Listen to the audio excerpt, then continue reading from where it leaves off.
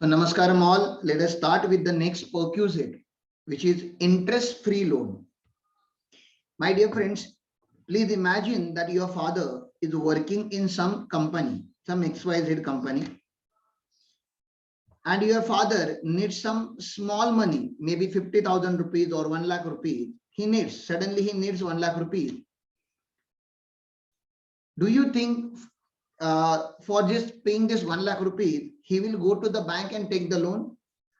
कुछ जरूरत पड़ गई है घर में, कुछ मेडिकल एक्सपेंडिचर करना है किसी के ऊपर, या किसी का फीस भरना है, आप ही का फीस भरना है, या घर में कुछ रिपेयर का काम करा लेना है, something he needs 1 lakh rupees. Do you think he will go to the bank and take the loan of rupees 1 lakh?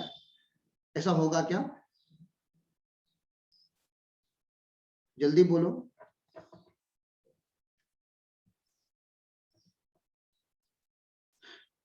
क्या लगता है आपको? 1 लाख रुपए के लिए बैंक में जाके लोन लेंगे क्या हम? नहीं. तो हम कहां पे जाएंगे? हम हमारे एम्प्लॉयर के पास जाएंगे. हम कहां पे जाएंगे? एम्प्लॉयर के पास जाएंगे और एम्प्लॉयर को बोलेंगे सर हमें थोड़ा लोन दे दीजिए, 1 लाख रुपीस तक का लोन की रिक्वायरमेंट थी, हमें एडवांस दे दीजिए sir. Now please understand, this is not advance salary. ये एडवांस में मैं सैलरी नहीं मांग रहा हूं. मैं I am not asking advance salary. Advance salary तो टैक्सेबल होता है. This is advance against salary. Advance against salary loan होता है. जल्दी मुझे बता दो, क्या ये लोन मेरा इनकम है? मैंने जो 1 लाख रुपीस का लोन लिया है एम्प्लॉयर से, इज इट माई इनकम? जल्दी बोलो. No, this is not my income. I will repay this particular amount over the period of time. Either they will deduct from my salary or I will pay it separately. लेकिन sir ये loan मेरा income नहीं है. तो sir फिर आपने employer से loan लेके फिर आपको क्या फायदा हुआ? कैन यू गेस क्या फायदा होता है अगर मैं एम्प्लॉयर से लोन लेता हूं और बैंक से नहीं लेता हूं? तो what will be the benefit? Loan तो मेरा इनकम है ही नहीं. लोन तो मुझे आज मैंने 1 लाख रुपए लिया, I have to repay the 1 lakh रुपए. तो why people prefer loan from employer and not from the bank? सोचो. लोन लेने के बाद कुछ इंटरेस्ट नहीं बैठेगा, अगर बैंक से लोन लिया तो इंटरेस्ट लगेगा. एग्जैक्टली. तो sir interest is a perquisite. आप समझ रहे हो ना? जो इंटरेस्ट आपने नहीं भरा वो आपका परक्यूजिट है. परक्यूजिट मतलब बेनिफिट है. Very good Ayush.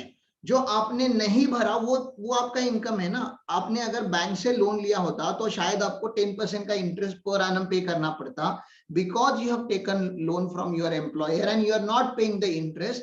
जितना इंटरेस्ट आपने नहीं पे किया, that is your perquisite and that should be taxable. इतनी तो बात क्लियर है. तो लोन इनकम नहीं है सर. कंसेशनल या इंटरेस्ट या इंटरेस्ट फ्री जो होगा, ये जो कंसेशनल इंटरेस्ट यहां पे चार्ज किया जाएगा आज compare to the market rate, तो जितना कंसेशन मुझको दिया जाएगा उतना मेरा परक्यूजिट होगा. सो तो परक्यूजिट की वैल्यू कैसे करेंगे?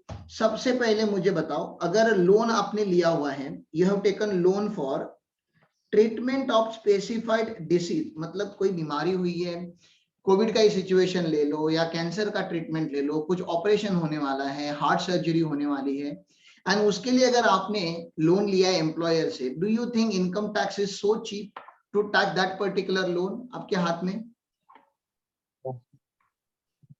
नहीं. तो सर अगर आपने लोन स्पेसिफाइड डिसीज के ट्रीटमेंट के लिए लिया हुआ है तो इनकम टैक्स के पास भी दिल है. वो बोलता है यार यहाँ पे कोई टैक्स का इवेजन थोड़ी ना क्या हो रहा है, तो यहाँ पे taxable value of perquisite should be nil.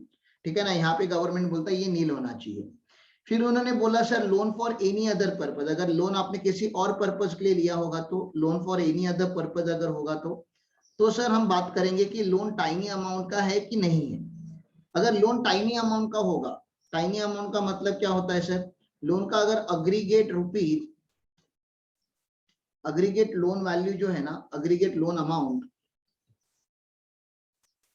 Is less than equal to 20,000 rupees, तो आपको नहीं लगता बहुत ही मार्जिनल सा लोन है? 20,000 में कोई टैक्स प्लानिंग नहीं होने वाली, टैक्स इवेजन नहीं होने वाला, बहुत ही छोटा सा लोन है यार, 20,000 से कम लोन है. तो इसको टैक्स करेंगे क्या? जल्दी बोलो. नहीं, इसको भी टैक्स नहीं करेंगे सर, इसको भी छोड़ देंगे. यहाँ पे भी टीवीपी इज इक्वल टू नील. तो अल्टीमेटली क्या टैक्स होगा सर, अल्टीमेटली क्या टैक्स होगा? तो अगर अग्रीगेट लोन अमाउंट अगर आपका मोर देन 20,000 रुपीज का होगा तो टैक्सेबल आ जाता है, तो फुल्ली टैक्सेबल हो जाता है। तो मुझे तो इंटरेस्ट निकालना है ना। अब तुम लोग जब छोटे थे तब आपने टैक्सेबल वैल्यू ऑफ परक्यूजिट, यहाँ पे होता है इंटरेस्ट, मुझे निकालना है इंटरेस्ट। तो मुझे इंटरेस्ट का कोई फॉर्मूला बता देगा क्या? बचपन में हम लोग छोटे छोटे जब थे तो इंटरेस्ट कैसे सिखाया गया? How do we compute interest? There are 3 component, क्या बोलते हैं हम उनको? देयर आर 3 कंपोनेंट, जल्दी बोलो। इंटरेस्ट का फॉर्मूला क्या होता है? How do we compute interest? PNR upon 100. Principal rate into time. Very good Ayush, very good Ayush. PRT भी बोल सकते हो ना आप इसको। हाँ, PRT मतलब क्या? Principal rate into time. तो प्रिंसिपल तो आपका लोन अमाउंट होगा भैया, आपने जितना भी लोन लिया होगा वो आपका प्रिंसिपल होगा। लेकिन मुझे बताओ, जब एम्प्लॉयर से लोन लेता है, एम्प्लॉयर से लोन लेता है, तो आपको नहीं लग रहा रिपेमेंट मंथली बेसिस पे करता होगा? अपने सैलरी में से कुछ ना कुछ एक अमाउंट डिडक्ट होता रहेगा। 50,000 का सैलरी होगा तो 10,000 डिडक्ट कर लो सर हर महीने। तो लोन कांस्टेंट नहीं होगा ना पूरे पूरे साल भर में। देखो, एक तो इमेजिनेशन ऐसा है कि 1 लाख रुपीज का लोन लिया है, पूरे साल आउटस्टैंडिंग है, but this is not a reasonable imagination. ये रीजनेबल नहीं है ना, ये तो अजम्पशन रॉन्ग है। पूरे साल थोड़ी ना, क्या अप्रैल से लेके मार्च तो थोड़ी ना क्या लोन कांस्टेंट रहेगा यार, लोन का तो रिपेमेंट होते रहेगा ना बीच बीच में। तो लोन का जब रिपेमेंट होता है तो जरूरी नहीं है ना कि लोन का रिपेमेंट पहली तारीख को ही हो या लास्ट मंथ को ही हो। देखो, फर्स्ट डे पे होगा तो कोई प्रॉब्लम नहीं है, 31st को होगा तो कोई प्रॉब्लम नहीं है, क्योंकि पूरा मंथ काउंट होता है। लेकिन अगर लोन का रिपेमेंट आपके सैलरी में से डिडक्ट होने वाला है और आपका सैलरी जो है वो आता है 8 तारीख को, तो ऐसा होगा ना कि अप्रैल के महीने में आपका जो 1 लाख रुपीज का लोन था, 1 अप्रैल से लेके 8 तारीख तक आपका जो लोन का अमाउंट था वो था 1 लाख रुपीज, और 8 अप्रैल को आपका एक 10,000 का इंस्टॉलमेंट चला गया, तो वहां से लेके बाद में 30 अप्रैल तक आपका लोन का अमाउंट था 90,000 रुपीज, क्योंकि 10,000 रिपे कर दिया। तो आपको नहीं लग रहा बहुत ही कॉम्प्लिकेटेड हो जा रहा है कैलकुलेशन? अभी बहुत ज्यादा नहीं है, मैथ्स में तो कंप्यूट कर ही लेंगे, लेकिन इसे सॉफ्टवेयर में करना बहुत डिफिकल्ट हो जाता है ना। सॉफ्टवेयर को कितना कमांड दोगे आप? क्योंकि वैसे तो ये अगर मेरे पास 10,000 एम्प्लॉई है, मैं टाटा स्टील हूँ, या 10,000 एम्प्लॉई में के 2,000 एम्प्लॉई ने अगर लोन लेके रखा है, तो 2,000 लोगों का इंटरेस्ट कौन कंप्यूट करते बैठेगा बैठ के? तो ये थोड़ा कॉम्प्लिकेटेड हो जा रहा है, क्योंकि आपको तो पता है कि पहले 8 दिन अमाउंट ज्यादा था, बाद में अमाउंट कम हो गया था। तो हमने क्या कर दिया ना, हमने कंजर्वेटिव बेसिस पे बोल दिया कि ये ज्यादा कम छोड़ दो, भाड़ में गया। आप एक काम करो, मैक्सिमम मंथली आउटस्टैंडिंग पे टैक्स लगा लो। अब देखो कि मैक्सिमम मंथली आउटस्टैंडिंग कितना था, जो हायर अमाउंट था उसके ऊपर आप टैक्स लगा दो। आप एग्जैक्ट अमाउंट मत कंप्यूट करने जाओ, इसका मैं प्रैक्टिकल एग्जांपल आपको दिखाऊंगा आगे जाके। मैक्सिमम मंथली आउटस्टैंडिंग, अब हमें कंपेयर करना है रेट के साथ। मुझे बताओ, इस देश में कौन सा ऐसा बैंक है जिसका इंटरेस्ट रेट आप पकड़ सकते हो कि हाँ, इसका इंटरेस्ट रेट मार्केट रेट माना जाएगा? क्योंकि मेरा एम्प्लॉयर शायद मुझसे रेट चार्ज कर रहा है, शायद नहीं कर रहा है। तो मैं आपको क्या पूछ रहा हूं, इस देश के एक बैंक का नाम बताओ जो बैंक सारे स्टेट में अवेलेबल है और उस बैंक के इंटरेस्ट रेट्स इजीली अवेलेबल होते हैं और उसको फेयर मार्केट वैल्यू माना जाएगा कि इतना इंटरेस्ट रेट इंडिया में चालू है। ऐसे बैंक का नाम बताओ, जल्दी बताओ।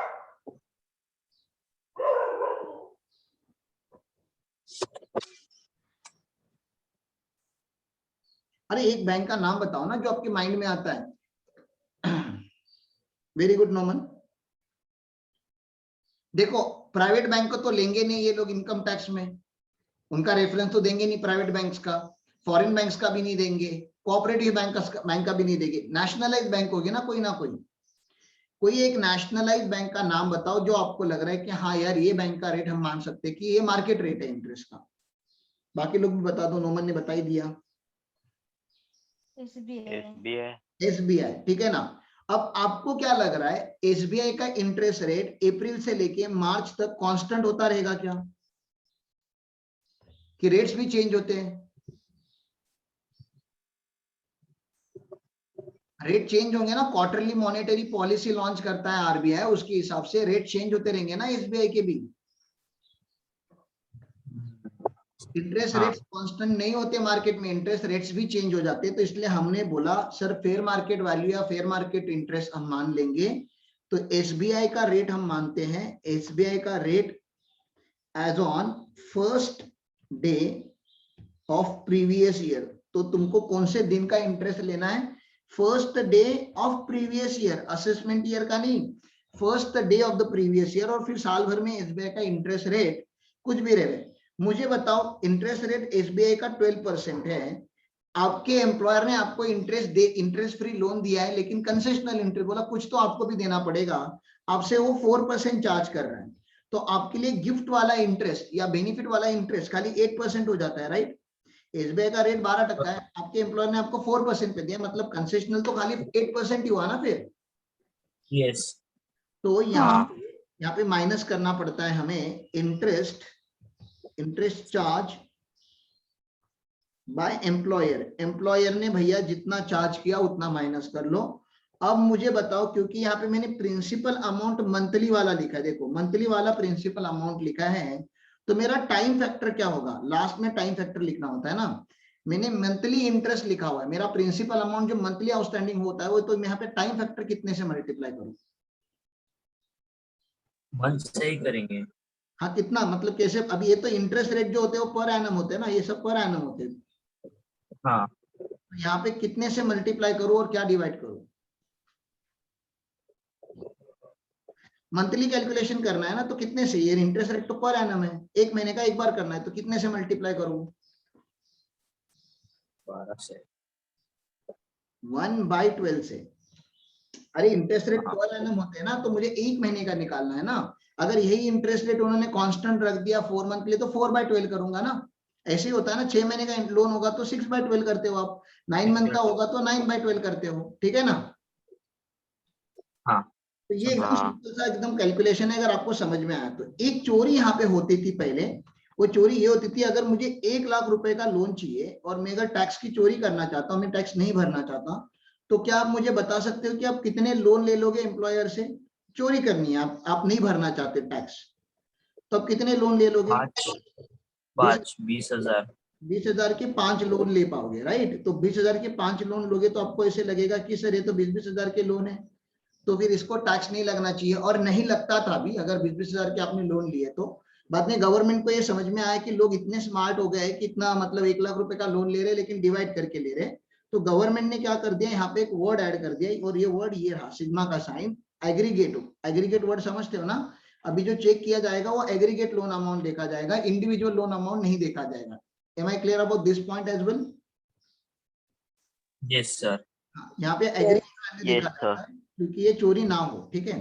तो अगर देखो इंटरेस्ट फ्री लोन या कंसेशनल इंटरेस्ट लोन, अगर आपने किसी स्पेसिफाइड डिसीज के लिए लिया है तो नील, अप टू 20,000 होगा तो नील, एनी अदर पर्पस के लिए लिया होगा तो अग्रीगेट अमाउंट देखा जाएगा लोन का 20,000 से ज्यादा है क्या। Maximum monthly outstanding balance as on the last date of each month. Sir जो बैलेंस है ना last date of each month, वो वाला यहाँ पे देखा जाएगा, ठीक है। हर महीने के एंड में क्या क्या क्या अमाउंट है वो चेक की जाएगी। एसबीआई का रेट ऑफ इंटरेस्ट देखा जाएगा first day of the payment, नहीं एक मिस्टेक है, टाइपिंग एरर है। आप लोगों ने प्रिंट निकाला होगा तो first day of previous year होना चाहिए ये। Interest rate of SBI as on first day of the previous year, interest charge by the employer and 1/2, क्योंकि यहाँ पे मंथली इंटरेस्ट मैंने मंथली प्रिंसिपल लिखा है तो यहाँ पे 1/12 किया गया है। ओके चलता हूं मैं आगे, चलो ना, हो गया ना, इजी है। इसके ऊपर पर्टिकुलर क्वेश्चन नहीं है, इसके ऊपर एक कॉमन क्वेश्चन है, तो उसके लिए मुझे और भी पर्क्यूजर्स आपको पढ़ाने पड़ेंगे, तभी वो कॉमन क्वेश्चन में आपको पढ़ा पाऊंगा। आपका लेक्चर चालू होने से पहले मैं वही सर्च कर रहा था कि इंडिविजुअल क्वेश्चन है क्या, लेकिन नहीं है। आगे का पढ़ा तो समझ में आया ये वाला? हाँ सर समझा है। हाँ यस सर। प्रैक्टिकल करूंगा तो और क्लियर हो जाएगा। प्रैक्टिकल तक थोड़ा होल्ड करो क्योंकि और कुछ परक्यूजिट्स आपको पढ़ने पड़ेंगे। अब एम्प्लॉयर जो होता है, एम्प्लॉयर अपने एम्प्लॉइज को बहुत सारे असेट देता है यूज करने के लिए। जैसे सर, जैसे मोबाइल फोन, जैसे लैपटॉप, और जैसे, अच्छा मोबाइल फोन और लैपटॉप जो यूज करने देता है अपने एम्प्लॉइज को, आपको क्या लग रहा है ये ऑफिशियल पर्पज में है कि पर्सनल पर्पज का लग रहा है आपको? मोबाइल फोन और official laptop purpose. Official purpose लगता है बिना सर, मतलब हमारे आर्टिकल्स के पास भी लैपटॉप होते हैं हमारे ऑफिसेस के, तो सर वो उसमें कभी मूवी देख भी लेंगे तो हमें फर्क नहीं पड़ता, शाम को मतलब दिन खत्म होने के बाद they watch movies and all, चलता है उतना, ठीक है यार, उसका कुछ फर्क नहीं पड़ता। मेजोरिटी टाइम अभी वो 10 से 12 घंटा बेचारे लोग काम करते हैं ऑफिस का, 2 घंटा मूवी देख लिया उसी लैपटॉप में तो हमें कोई फर्क नहीं पड़ता। तो this laptop and this mobile may be use for both purpose, personal and official, लेकिन जो डोमिनेंट पर्पज होता है, डोमिनेंट पर्पज जो होता है वो ऑफिशियल होता है, इसलिए इसको आप टैक्स नहीं करोगे। लैपटॉप को और मोबाइल फैसिलिटी को हमने एग्जाम करके रखा हुआ है, ये जाने दो, मैं उसकी बात ही नहीं कर रहा था। मैं तो बात कर रहा था उस सब की जो अपने घर में एम्प्लॉयर ने दे दिया था। ये अपने को घर दिया था एम्प्लॉयर ने, याद आ रहा है ना, रेंट फ्री अकोमोडेशन वगैरह दिया था, घर दे दिया था एम्प्लॉयर ने। अरे पहले बात की है ना हमने घर की, हाँ हाँ एम्प्लॉयर ने हमको घर दे दिया है बहुत सारा, ठीक है ना। अब घर देने के बाद मुझे एक बात बताओ, एम्प्लॉयर ने जब मुझे घर दिया तो उसमें उसने सोफा सेट दे दिया, उसमें उसने डाइनिंग टेबल दे दिया, डाइनिंग टेबल मतलब डाइनिंग सेट, पूरा का पूरा डाइनिंग टेबल प्लस चेयर जो होते सारे ऐसे, डाइनिंग टेबल दे दिया, ठीक है ना, टीवी दे दिया, वॉशिंग मशीन दे दिया। आपको नहीं लग रहा है ये बहुत सारा असेट एम्प्लॉयर हमें दे रहा है? तो ज्यादा ही असेट दे रहा है, तो इसको टैक्स करना Yes. पड़ेगा ना। ये सारे पर्सनल पर्पज लग रहे हैं ना, washing machine, TV, dining set, sofa set, ये सब टैक्स करेंगे।